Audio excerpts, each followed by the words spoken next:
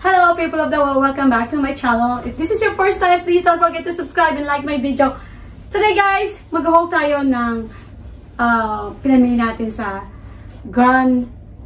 what do you call the biggest Mega Don Quixote store. Ayun na. So, nag-wait talaga kami ng parang last night namin dito. Actually, bukas na, hindi pa kami aalis ngayon bukas. Meron pa kami one day. Pero, nag-wait kami ng last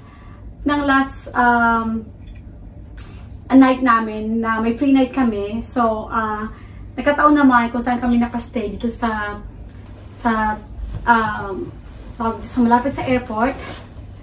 Meron palang malaking Mega Don Quixote rito. So, ito na ngayon sa pinamili namin. So, mag-haul lang ako ng very quick. Bibilisan ko lang. Kasi, lahat naman ng mga pinamili ko dito, parang repeat lang ng pinamili ko dati, pero sa mga iba. And then, yung mga iba kasi parang multiple lang naman yung parang pare-parang lang. So, mag-start muna tayo sa bag na ito, guys. Ayan. So, nakakatawa tong bag na to kasi binakalagay na Kyoto, Japan. And then, sa kabila naman is Osaka. But then, pareho lang pala ng design. So, akala namin, yung binili namin, akala namin magkaibang bag. Pero magkapareho pala. Ayan o, magkapareho sila. Di ba kayo ganito rin kayo? So, ang pagkakaiba lang nila, yung Kyoto, Japan, at saka likod, hindi pala Tokyo, pala Osaka. So, anyways, medyo na-confused kami. Pero, dalawang binili ko. Dahil, akala namin yung anak ko magkaiba. Instead, next is, etong mga bag. Marami silang magandang bag. Ng mga Hello Kitty bag. Ayan, na tela. And then, iba-iba rin. So, ito si Mipi. Mipi ba pangalan niya? Ano? Cinnamon roll. Cinnamon roll, ayan. Hindi ko sila kilala kasi nagustuhan ko lang ng actually. Itong may melody, tsaka itong si Hello Kitty, ayan. So, bibigay ko sa mga teenager na anak ng mga kaibigan ko sa Texas. And then, dito tayo magkisimula. Dito naman, lahat ng mga KitKat. Actually, hindi nga ako nag-overboard. Nagkatatlo lang ang binili ko. So, meron kaming KitKat na ito yung matcha flavor. And then, ito parang ito yung dark chocolate niya. And then, merong hindi ko alam kung bago to, pero chocolate orange. I think this is, well, for me, parang bagong kita ko lang. Ayan. And then, merong ito dati pa to eh. This is Sakura. Wait, maybe this one. Sakura roasted soybean powder. So, ayan. Siguro nilagyan ng flavoring. And then, ito yung mga dati na nila. Yung mga chocolate, yung strawberry. Dati pa silang nila. Yung sabi ko na yung orange. And then, pagkanto na lang ako. And then, of course, ito yung dati pa nila. So, isa lang nabili ko. Tama ba yun? So, isa lang nito. So guys, meron din silang boy bawang. Pinakita ko dun sa the first vlog na kinuha namin sa store mismo. Meron silang isang parang papasok ko sa pintuan, isang corner talaga na puro Pilipino, pang Pilipino lang. Meron silang even patis meron sila. At saka meron din silang mga lahat, mga karamihan may pansit pa, meron pang mga seasoning, andun sila lahat. So anyways, kasi hindi ako nakabili sa Philippines, bumili ako ng 4 boy bawang. And then, bumili ang asawak ng peanut, adobong mani. Ayan. Akali na yan. And then, melty kisses sa chocolate. Ayan. And then, mga candy lang. Punta ako dito para mapakita ko lang sa inyo. So, ito yung main joy na isa. Ito naman yung parang mga candy lang doon. Yan din. Sobrang dami talaga nakaka-overwhelm. Pero, tsaka iniisip din namin yung bagahe namin. And then, ito, meron kaming binili nitong chocolate na to. Ayan, tatlo lang. And then, ito with almond. And then, here, yung Haichu para sa mga boys namin sa LA. Sabi namin sa kanila yan. Ayan, tapos na tayo sa food. So, punta na tayo ngayon sa mga pang-beauty at saka pang-hair. So, sa hair naman, bumili akong Chubaki shampoo. Ayan. At saka conditioner. Mabigat lang to. Kaya so, ito lang ang binili ko. Ito lang, 2 peraso ng isang shampoo. And then, meron silang, yung isang klase is, ito yung moisture. And ito naman is yung pang-volume ng hair. Yan. Volumizer ng hair. Pareho rin, Chubaki. And then, binili akong, yung kanilang hair mask na, repair hair mask.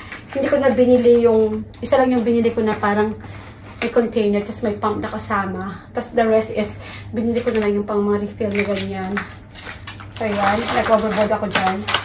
Kasi, after ko nagpakulay-kulay sa buhok sa Philippines, nagkagaya-gaya ng hair ko. And then what else? Of course, makeup remover. Hindi na ako bumili na sa bote. Yung refill na lang din. And dalawang klase binili ko.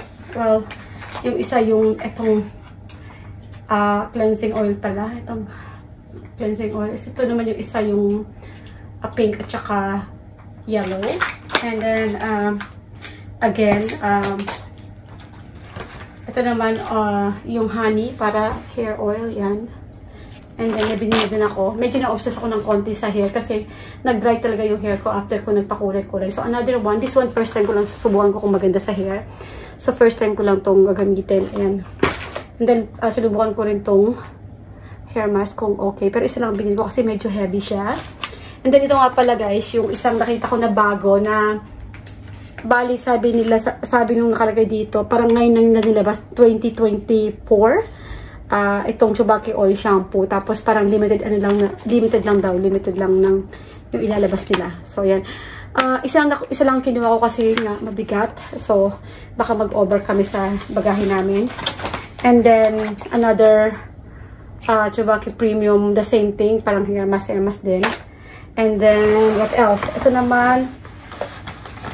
naman dahil nagbabangs-bangs ang drama ko ngayon sa life. Ito, bumila ko ng panlagay. Tsaka pag nagpo-ponytail ka, tapos makita mo yung mga hair na tumatayo-tayo, pwede mong lagyan para sila ay dumapa lahat. So, ito dalawa binili ko na. And then, ito naman yung facial wash. Ewan ko kung bakit gusto ko to. Pero, actually, ito yung mga ginagamit ko talaga. Itong klase na to. Kasi medyo ano to eh. Parang, pag ginamit mo to, meron siyang iba yung texture niya. Hindi siya yung smooth. Parang may pang scrub siya. So, yan. Ito. And then, ito naman, ang aking hair color. Ang hirap na kasi basahin. So, binili ko lang yung pinaka-light na pang hair color. Ayun yung brand niya, yung Biogen ba? Ayan. So, pareho lang sila. Ito lang yan. And then, ito naman guys, ito ang lifesaver talaga. Kaso lang, isa lang muna binili ko kasi nga, medyo, hindi ito yung brand na ginagamit ko. So, eto, halimbawa, katulad mo kung mayroon ka ng, maedad ka na, tapos marami kang gray, pag may, yung, alam mo yung nakaka-stress, yung naka-base ka na, tapos pagka suklay-suklay mo ng buhok, may gray ka dito na lalabas, ganito yung mga white hair mo, tsaka dito lalabas. So, ito, ang iyong lifesaver. Kukunin mo to, tapos lalagyan mo siya dyan. Parang mascara brush, lalagyan mo dyan. Tapos mawawala bigla yung mga gray hair mo. So, yung beauty ka na ulit. And then, of course, I have, actually, ito, pinisubok sa akin ng anak ko tong mascara na to. So, nagustuhan ko siya kasi maliit lang yung kanyang, yung brush niya. Tapos, meron siya kasama mga fiber. So, yan, dalawa. Parang hair fiber. Parang pili mo kumakapal yung ano mo. So, that is all sa akin to. And then, let's go to my daughter's haul naman. Dahil ako na mag-vlog para sa kanya. Kasi ayaw niya mag-vlog. So, ito na. Dito tayo. Number 1, bumili siya ng, what is this?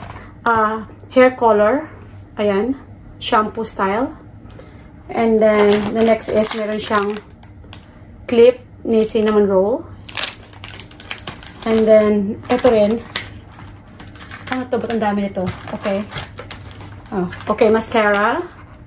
And then, hindi pa siya nakontento sa mascara. May binili pa siyang 2 mascara. At isa pang, anak ng isa pang mascara. Tapos ko namin mascara, di ba? O, yan. Naku, sobrang dami nito. One of them's a remover. But you can, oh, anyways, you can use the remover from, okay, whatever. Okay, sunblock, Skin Aqua, and then Tone Up Essence SPF, and then ito pa isa, sunblock din. Ito naman is, Beauty, what is this one? Sunblock din? Sunblock din. And then this is, what is this? Sunblock din? Another sunblock. Iba naman yung brand niya. Suncut. Yan.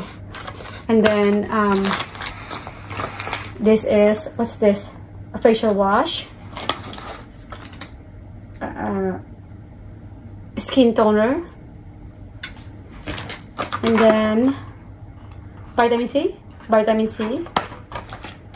And then this is make a primer. And then, of course, meron siyang lipstick. Another lipstick. Ayan. And then, ito yung nakalimutan ko para sa akin. So, bibigyan niya na siguro ko bukas. Ito yung yung dropper. So, ang maganda itong dropper na to. Dalawa to actually. Meron pa siyang isang blue. So, para ito maganda. Kasi, like, last week lang, nagmumula yung mata ko. Tapos, nilagyan ko. Maganda na try ko na. So, and then, let's go here. So, meron siyang hair oil. Yan, argan. Ang brand niya is Lucido L. And then, meron din siya nito. Actually, may binigyan din ako sa akin. Ayan. Pang hair oil din. And then, what is this? This is pressed powder para sa face. And then, meron kayo lip balm. Ayan. So, meron siya tatlo. Ito nasabi ko ng isa. And then, this is liquid, ano to? What is this?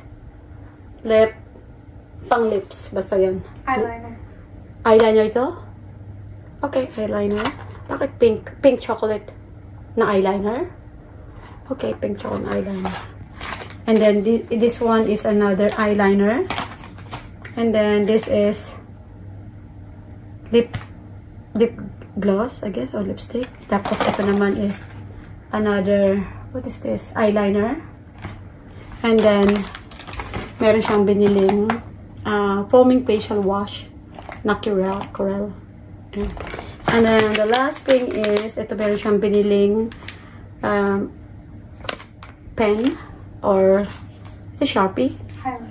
Highlighters daw. Ayan.